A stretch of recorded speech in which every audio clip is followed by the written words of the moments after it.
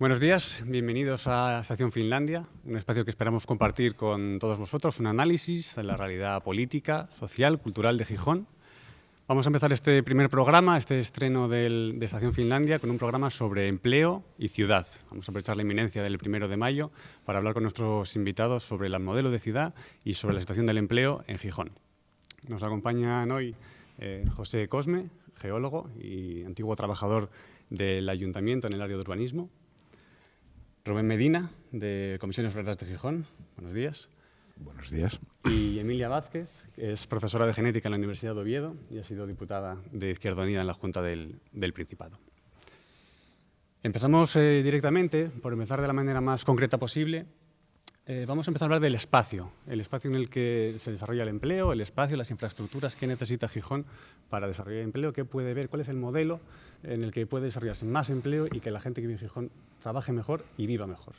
Cosme, empezamos por ti, si te parece.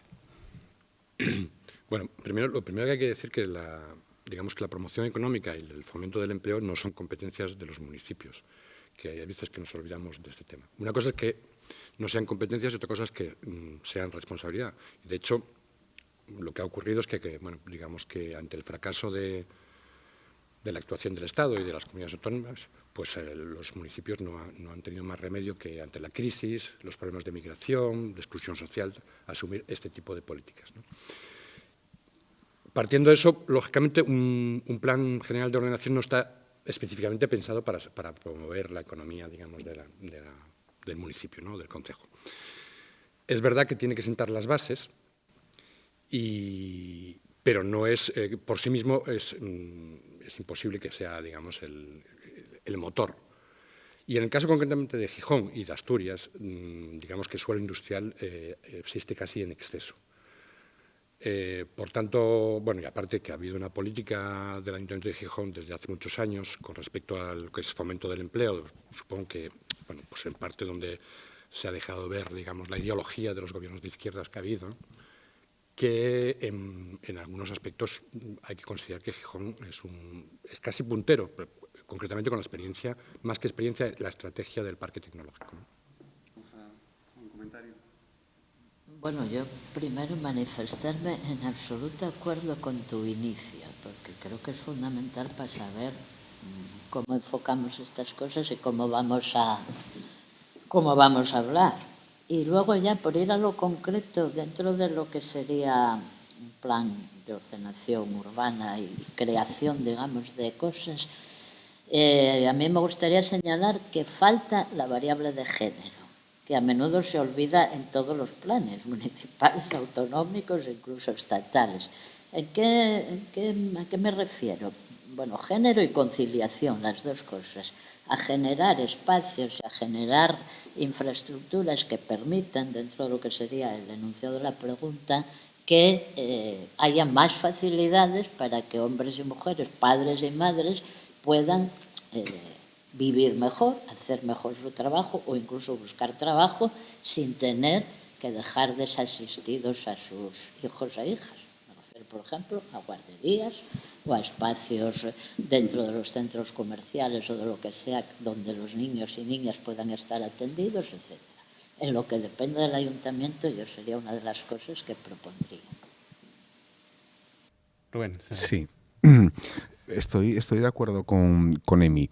El planteamiento que hace Cosme para iniciar es impecable, porque es cierto que desde la reforma de la Ley de Bases de Régimen Local, mediante la Ley de Racionalización y Sostenibilidad de las Administraciones Locales, ha habido un rediseño, si se puede llamar así, de las competencias de las administraciones locales españolas. Claro, el problema fundamental de lo que estamos hablando aquí, al hacer esta mención, es fundamentalmente un problema de financiación. Es cierto que el Plan General de Ordenación lo que hace es marcar unas líneas generales. Es cierto también, lo que comentaba Cosme, que probablemente haya un exceso de suelo. Si no recuerdo mal, en la presentación del proyecto de plan se hablaba algo así de unos 5 millones de metros cuadrados. 4 millones. Entonces, claro, ¿de qué estamos hablando?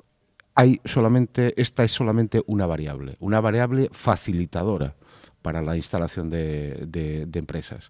Claro, hay otro tipo de políticas, por ejemplo, otro tipo de prioridades, que una de ellas la señalaba Emi en su intervención, y desde el punto de vista sindical hay una cuestión que para nosotros es evidente. Desde la introducción de las sucesivas reformas laborales, si nos referimos en concreto a la del PSOE de Zapatero y a la del Partido Popular de Mariano Rajoy, probablemente esa reforma laboral determine mucho más que cualquier otra circunstancia. Y creo que a lo largo del coloquio vamos a tener ocasión de poner algún ejemplo de esto que estoy diciendo. No sé si tenéis algún comentario más. Igual yo lanzo... No, si yo estoy de acuerdo, clarísimamente con Emi en lo que ha expresado con respecto a la política de género, ¿no? El problema es que un plan general de ordenación no contempla ese tipo de ámbitos, ¿no? Está fuera de... Es lo que pretendía decir de alguna manera. Bueno, tenemos el espacio, pero hay unas políticas, ¿no? Unas políticas de empleo que tienen que hacer que esos espacios, que esas infraestructuras fructifiquen y de verdad den lugar a mayor empleo.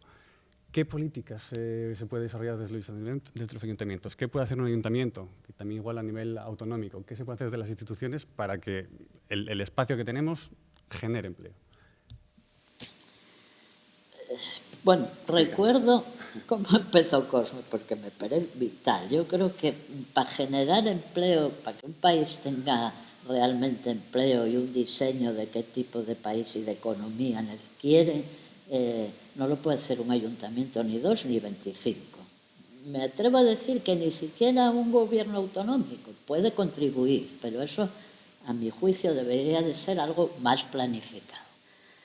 Dicho esto, yo creo que en Gijón tenemos unas cuantas ventajas, y aquí voy a barrer un poco para casa, entre otras cosas, porque como antes decía Rubén, aquí ha habido desde la transición, desde las primeras elecciones, ayuntamientos de izquierda, en los cuales muy a menudo Izquierda Unida tuvo mucho que decir y contribuyó mucho, y desde luego, a mi juicio, hemos contribuido a poner las condiciones para que los habitantes de Gijón y los trabajadores y trabajadoras de Gijón estuvieran en las mejores condiciones posibles. Con este ayuntamiento ya podríamos matizar algo más. Por ejemplo, creo que una de las cosas que sí puede hacer un ayuntamiento para mejorar y sobre todo para fomentar en sus posibilidades el empleo es gastar el presupuesto y es apostar por la inversión y realizarla. Claro, un ayuntamiento que acaba el año con 55 millones de ahorro, vamos, es inaudito, a mi juicio. ¿Qué más cosas puede hacer un ayuntamiento? Pues dar ejemplo que crea empleo. Y cuando digo dar ejemplo, digo mantener el empleo público que tiene, no malbaratarlo, mantenerlo. Es verdad que el Estado impone algunos criterios, por ejemplo, la tasa de reposición 0 o 5 o menos 2, bueno, bien, pero que el ayuntamiento utilice sus competencias al máximo para no malbaratar esas situaciones. ¿Qué otra cosa puede hacer? No tirar los precios. Cuando hace contratos por obra y servicios, puedo poner un ejemplo que me enteré hace muy poco. Para mantener bibliotecas fines de semana, el contrato es 6 euros hora. ¿Cuánto va a llegar al trabajador? Si el contrato son 6 euros la hora, bueno, 6, 0 no sé qué, para ser precisos. Sí, luego a eso le llaman buena gestión, ¿no? Claro, pero a eso yo le llamo las ventajas de lo privado sobre lo público. Claro. O cuando tengo que hacer frente a empleo temporal, tengo bolsas de empleo, que normalmente es gente que hizo oposiciones, quedó en una jerarquía. Si lo subcontrato o lo externalizo, todas esas cosas sí que las puede hacer el ayuntamiento. No cambiarán la estructura económica ni la estructura de empleo del país, pero colaborarán a que la gente del municipio tenga más posibilidades. Rubén, tú conoces bien la dinámica también municipal, los planes de empleo. ¿Qué pueden hacer las instituciones o qué no deben hacer las instituciones? Bueno, nos señaló el camino Emi.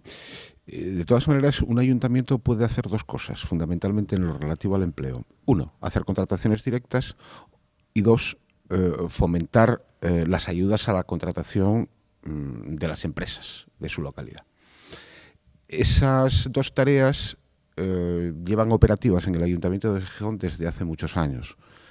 Se creó en su momento la Agencia Local de Promoción Económica y Empleo, con posterioridad se creó el Centro Municipal de Empresas, y entonces tanto uno como otro, digamos, han dedicado sus esfuerzos a lo largo de estos años a diseñar políticas, lo que se llaman políticas activas de empleo, con fondos fundamentalmente del Fondo Social Europeo y fondos propios.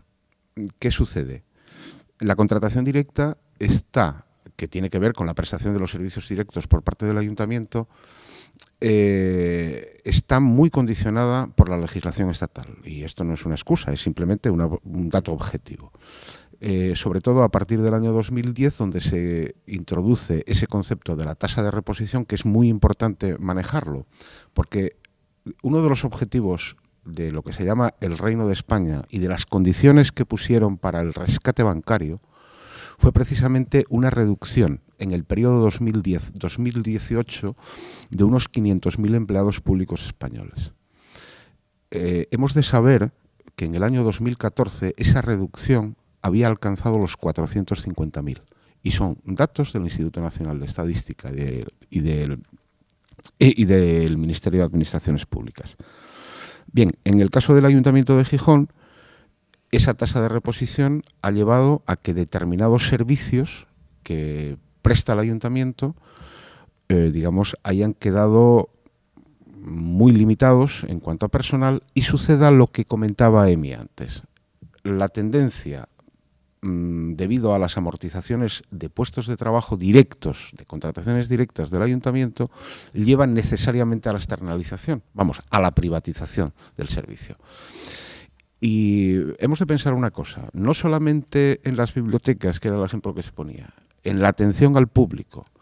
El Ayuntamiento de Gijón, por ejemplo, va a llegar un momento en el que, por una serie de mezclas, puede tener incluso problemas de seguridad ciudadana. Todavía hace poco estábamos comentando que esa tasa de reposición ha hecho bajar en el Servicio de Extinción de Incendios una plantilla de 90 en 4 años bajarla a 75, y eso tiene unas, digamos, consecuencias directas en la prestación del servicio. No únicamente hemos de pensar en que los servicios personales directos, donde uno realmente puede ver los efectos de los recortes, porque no hemos de olvidar jamás este contexto, y claro, hablamos de contratación directa.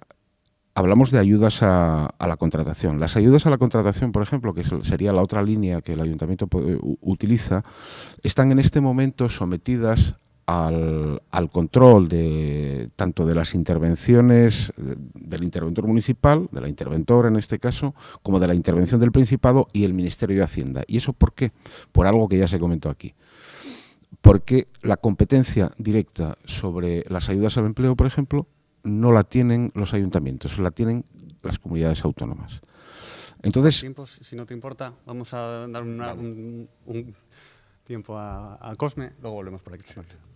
Yo lo veo un poco lo que estaba planteando Emi, cuáles son competencias estatales o quién es el promotor.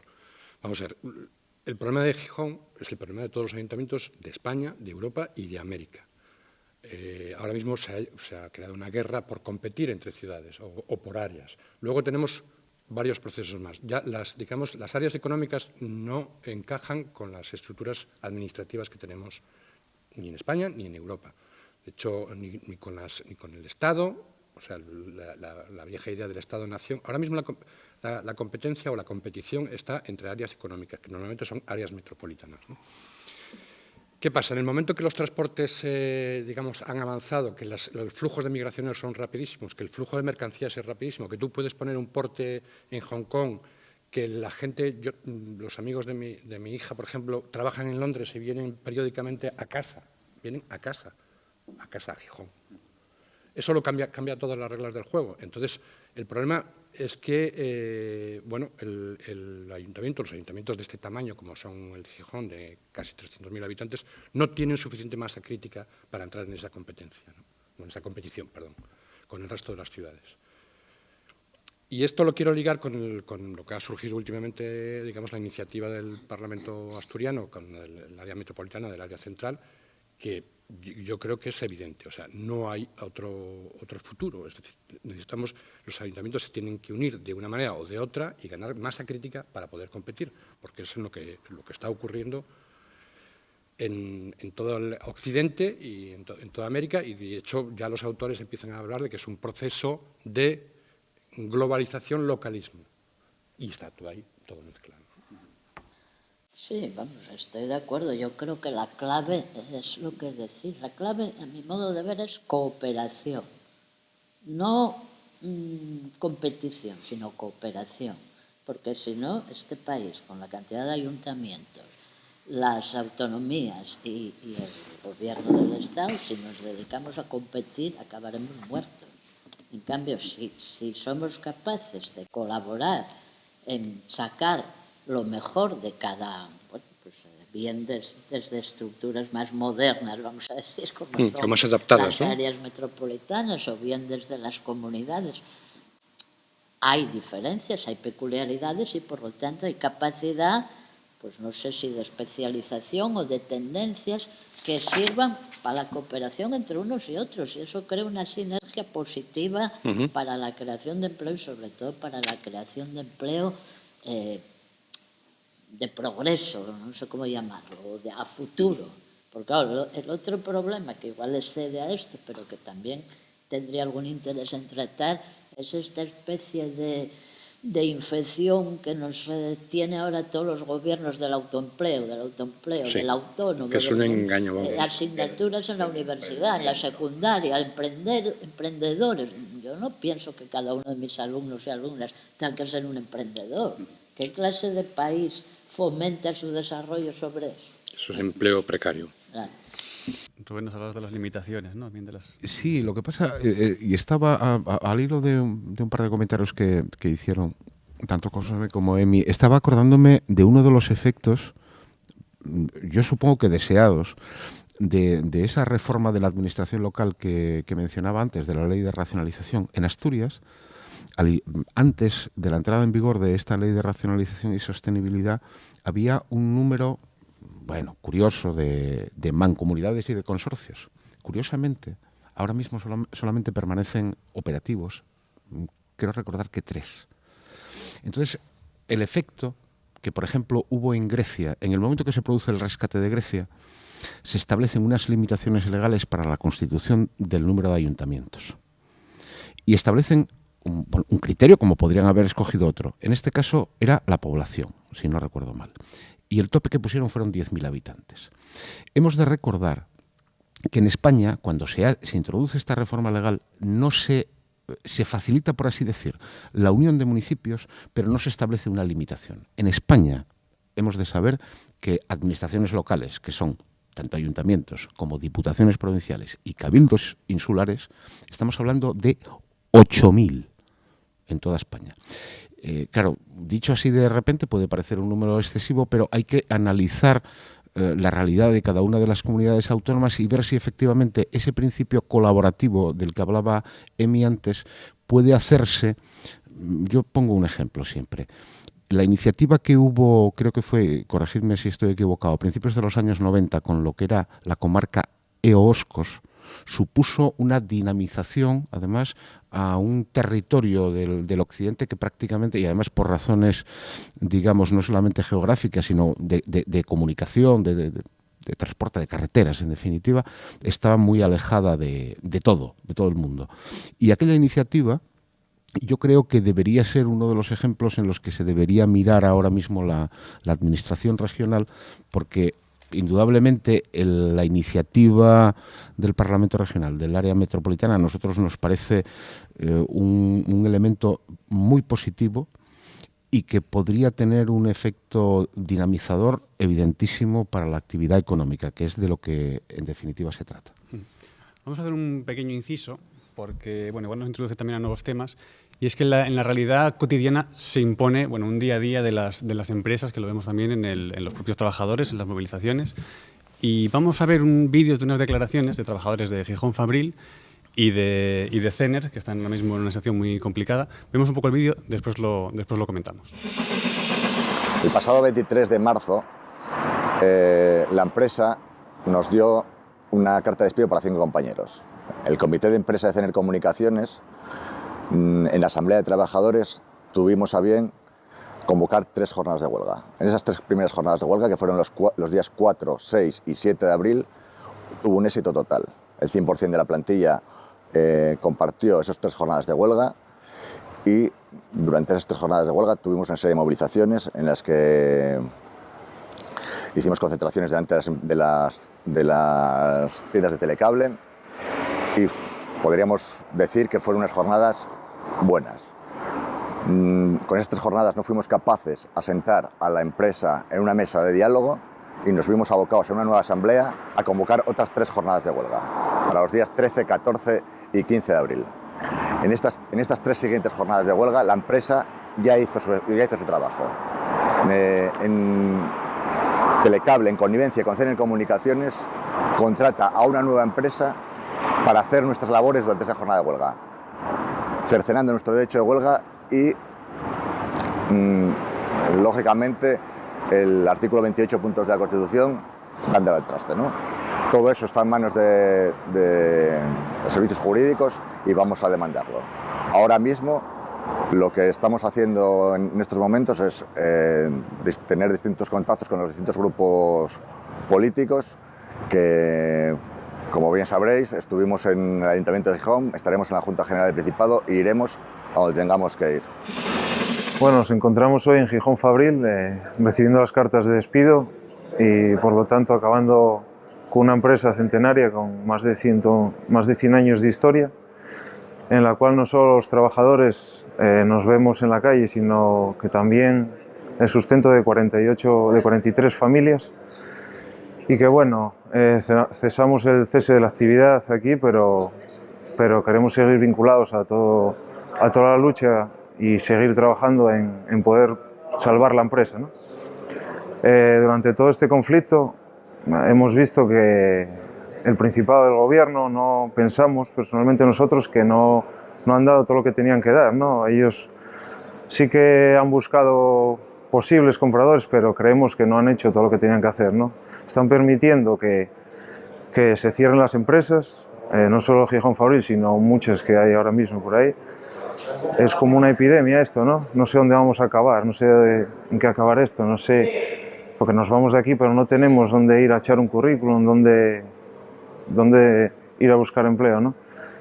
Pensamos que el Principado no está haciendo lo que tenía que hacer y, desde luego, Asturias se está quedando, pensamos que Asturias se está quedando, están desmantelando el tejido industrial asturiano, ¿no? No vamos a poder seguir con la industria, ni con la minería, ni con cosas que vinculan a Asturias, el empleo asturiano, ¿no? Y, bueno, creemos que se están haciendo las cosas mal y que a ver si podemos luchar y entre todos conseguir algo, ¿no? Bueno, hemos visto una cosa mucho más pragmática, ¿no? Vemos el ya, el ahora, estoy en paro, me he quedado en paro o tengo miedo de quedarme en paro. ¿Y qué esperan? ¿Qué esperan esos trabajadores y trabajadoras de los gobiernos? ¿Qué esperan de los ayuntamientos? ¿Qué se puede responder? ¿Y hasta dónde puede llegar esa movilización, ya no solo sindical, sino de la propia gente de la calle, ¿no? La movilización en la ciudad? Rubén, empezamos esta vez por ti. El trabajador, la trabajadora, tiene la obligación de defender su puesto de trabajo. Tiene la obligación, pero es una obligación que va más allá, entendemos, de los aspectos materiales. Porque, ¿a qué me refiero? No solamente al cuidado de la prole, que diríamos en el siglo XIX, sino a su dignidad personal. Lo que está sucediendo, los 2 casos de los 2 vídeos que hemos visto, ponen de manifiesto varias cuestiones. A mí me gustaría resaltar la deriva del capitalismo internacional, del capitalismo, por así decir, industrial, y la transición al capitalismo financiero, porque el ejemplo de Cener es evidentísimo de esto que estamos hablando. Vamos a ver, Cener es la empresa instaladora de la principal operadora de televisión y telefonía que hay en Asturias, que es Telecable.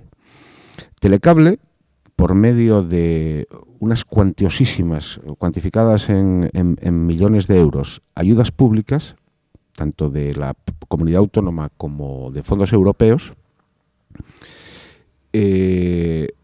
cableó una gran parte del territorio asturiano.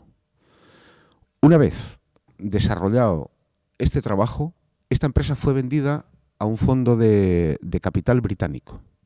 El fondo de capital británico, por así decir, toma las decisiones sin tener en cuenta, desde luego, ni vinculaciones territoriales, ni vinculaciones con los trabajadores, ni nada que se le parezca. Y entonces ahora mismo lo que hace este fondo de capital británico con los trabajadores de Cener es aplicarles directa y puramente la reforma laboral de Rajoy, que nos dice que podemos alegar para un despido por causas objetivas la posibilidad ya no de pérdidas futuras, sino de merma en los beneficios. Comentábamos en otra parte del coloquio que los efectos de la reforma laboral, más allá de los lemas, son de una trascendencia fundamental. El ejemplo de Cener, insisto, es clarividente. Cosme. Bueno, yo creo que está más o menos todo dicho. Este es un problema de libre mercado, es un problema de la mundialización.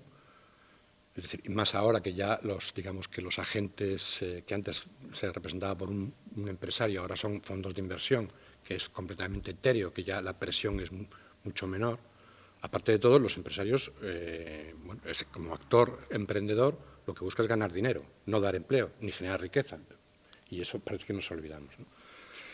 Lo que sí, bueno, ¿qué se puede hacer? Claro, el problema es, ¿una empresa de este tipo es viable? Porque es verdad que hay casos que son viables. Pues si en ese caso, una vez constatado eso, pues puede haber iniciativas públicas que podrían mantener o incluso reflotar. Es decir, en Gijón concretamente hay un fondo de inversión, que me parece que se llama Semilla, que fundamentalmente yo creo que sirve para préstamos y para inversiones, pero con nuevos emprendedores, con nuevas empresas, también podría enfocarse en mantener empresas que sean viables, como puede ser Gijón Fabril. Es verdad que son decisiones muy arriesgadas, pero ese papel, bueno, se está desmantelando no solamente el tejido industrial en Gijón, en España y en Europa. Y de hecho, estamos hablando ahora ya de que están hablando las principales acerías mundiales de fusionarse. ¿Qué significa eso? Pues significa que como hay que competir con los chinos y por tanto nuestras condiciones tienen que ser como las de ellos, porque si no, no se pueden competir, desmantelarán todo mientras no haya aranceles y se permita el libre mercado como tal. Como comprenderéis, nada que puedo yo añadir que esté en desacuerdo con lo dicho, así que voy a decir algo muy personal. A ver, yo de joven me apunté a la izquierda revolucionaria porque creía que el mundo, el sistema capitalista no era el mejor sistema para que conviviéramos los seres humanos con dignidad y con igualdad. Muchos años después seguramente no veo la revolución como la veía entonces, pero pienso, igual que hace tantísimos años, que esto no se arregla con soluciones parciales, que las hay que hacer. Hay una dimensión que es la dimensión humana, que cualquier trabajador que pierde su empleo pierde su dignidad, digo en términos sociales, no en términos individuales.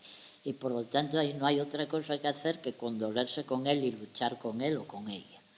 Más allá de esto, yo creo que estamos en un momento que antes decíamos al trabajador, el capitalista obtiene una plusvalía. Ahora es que yo creo que va más allá. O sea, que hoy en día el trabajador es como un producto más. Entonces me vales una temporadina y luego ya desapareces, sí, no cuentas, no eres persona, ¿no? Eres un mero instrumento. Hay que acabar con eso. Asaltar el Palacio de Invierno no parece una opción, pero desde luego asaltar la Unión Europea, como por caso, o sea, lo que decía Cosme hace un minuto, forzar que haya otro tipo de leyes, otro tipo de acuerdos y otro tipo de imposiciones que permitan que los millones de seres humanos que somos trabajadores en este planeta no nos veamos sometidos a esto, porque de verdad yo creo que si no, podemos seguir horas aquí hablando y decir cosas, parches, vamos, cosas que pueden solucionar algo de hoy para mañana, pero que se volverán a repetir y a repetir y a repetir. Así que, aunque ahora sea bastante más vieja que entonces, sigo pensando que esto necesita un cambio radical para acabar con esto de manera global. Bueno, abrimos un último turno, si tenéis alguna cosilla más en el tintero, breve. Hombre, yo recuerdo, y creo que es interesante sacarlo a colación, que en la última campaña electoral, Izquierda Unida planteó una iniciativa que debería ser estudiada y atendida. Se trata, me estoy refiriendo a la idea del trabajo garantizado. Parte de un concepto que para la gente de izquierdas debe ser claro, que es el de las políticas de redistribución de recursos, y que debería ser atendido, tal como yo lo entiendo, porque sería una manera de garantizar recursos hay suficientes. Entendemos que sí. Lo que pasa es que están probablemente en las manos equivocadas y en una cantidad lo suficientemente pequeña. Hablamos de esa famosa distinción que se hace en sociología del 1% que rige la vida del 99% restante. Y entonces iniciativas como esta, redistributivas, repito, deben ser analizadas y tenidas en cuenta por los poderes públicos. Hay otras iniciativas que otras fuerzas plantean, como puede ser la renta básica o cuestiones similares. Yo entiendo que, dada la deriva del capitalismo financiero internacional, iniciativas como esa, cambiando la correlación de fuerzas, esto es, apoyando a las fuerzas políticas que defienden estas iniciativas, puede ser posible. Bueno, yo, para acabar, dos cosas. Sé que tengo una postura bastante negativa ante la vida y el mundo, pero es que es así. Hay una cosa de la que no hemos hablado, que es otra losa sobre la generación de empleo, y es el tema de la digitalización. Últimamente se ha escrito mucho sobre lo que llaman la destrucción creativa de empleo, que es una absoluta falacia. La realidad es que en las dos últimas décadas, o en la última década, desde que se ha empezado el proceso de digitalización, se estima en que se han perdido 5 millones de empleos. Eso, ¿cómo lo va a resolver el Ayuntamiento de Gijón? Ni el Ayuntamiento de Gijón, ni el Estado español. Y luego, por otro lado, yo también quería hablar de una cuestión personal. Bueno, yo estuve bastantes años trabajando en América del Sur, y una cosa que me llamaba la atención, entre otras muchas, era ver gente con un nivel de cualificación muy alto, con gente que había ganado bastante dinero, que tenía 80 años y que debía seguir trabajando porque no se podían jubilar. Y eso lo he constatado en bastantes países. Y, por desgracia, si seguimos en este proceso de mundialización, de que no haya regulación de ningún tipo, es a lo que vamos. Corroboro. Yo también viví alguna situación de esas. Bueno, pues con este mensaje que de momento es pesimista, pero que esperamos cambiarlo pronto, nos vamos a despedir por hoy. Muchas gracias a todos por haber venido. Gracias a vosotros. El programa de Estación Finlandia. Seguiremos trabajando, traeremos más temas, traeremos más información, más invitados. Me despido en nombre de todo el equipo de Estación Finlandia y bueno, nos veremos en la próxima estación.